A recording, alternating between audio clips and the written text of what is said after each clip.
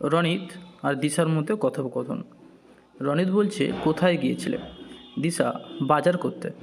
আর বলো না, বাজারের যা দাম, কিছু ছোঁয়াই যায় না। রনিত, ঠিক বলেছ। মায়েদের মুখে গল্প শুনেছি যে 2010 সালে আলু নাকি 10 টাকায় 2 কেজি পাওয়া যেত। এখন সেই টাকায় 500 গ্রাম আলু পাওয়া যায়। দিশা, শুধু কি তাই? সবজি থেকে মাংস, সব জিনিসের দাম আগুনের মতো হয়ে আছে। রনিত, কিন্তু এত দাম হওয়ার কারণ কি?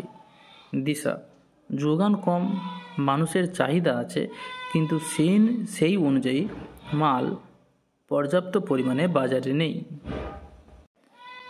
রনিত, এর খারাপ প্রভাব উঠিয়েছে আড়তদার মহাজনেরা। দিশা, লোকসান হয়েছে কিন্তু এতে কৃষকদের। সঠিক উৎপাদন না হলে দাম আরও বাড়বে।